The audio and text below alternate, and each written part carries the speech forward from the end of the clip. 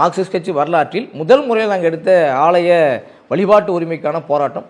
அதற்கு பின்னாடி அந்த கோவில் தான் நீங்கள் சொல்கிற மாதிரி வரலாற்றில் முதல் முறையாக சீல் வைக்கப்பட்ட ஒரு கோவில். ஆமாம், தமிழ்நாட்டு வரலாற்றில் அவங்க அடுத்த நாள் வந்த பத்திரிகை செய்தி என்னென்னா, நீங்கள் வரலாற்றிலே இது வரைக்கும் கோயிலுக்கு பூட்டி வச்சு சீல் வச்சது கிடையாது, இதுதான் முதல் முறைன்ற மாதிரி பத்திரிகை செய்தியெல்லாம் வந்தது. தோழர், அப்புறம் கோவிலுக்குள்ள தாழ்த்தப்பட்ட மக்கள் நுழைஞ்சா பாம்பு கடிச்சிருன்னு சொன்னது இதே கோவிலா? இல்லை, இது வேற.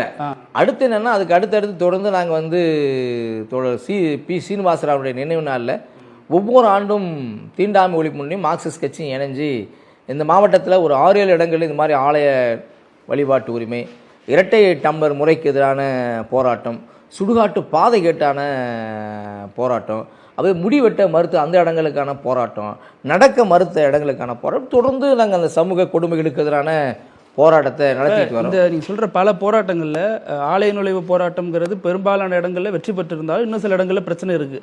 ஆனால் இந்த சுடுகாடு பிரச்சனை மட்டும் இன்னைய வரைக்கும் தீர்ந்த படம் இல்லை. இதில் பல இடங்களில் போராடிட்டு தான் வராங்க. இதில் என்ன சிக்கல் நடக்குது இந்த ஊருக்குள்ளன்னு? அதாவது நாங்கள் எடுத்த இடத்துல மேக்சிமம் இடங்களில் சுடுகாட்டு பாதை என்பது வெற்றிகரமாகவே அமைஞ்சிருக்கு.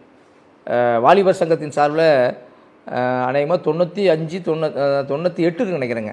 98 வடகரை நம்பியந்தல்னு ஒரு ஊர், அதாவது ஒன்றுபட்ட போலூர் தாலுக்காவில் மேல் சோழங்குப்பம் குப்பம் அந்த மூலக்காடுன்னு சொல்லுவாங்க, அந்த பகுதியிலுக்கு ஒரு வடகரை ஊர்.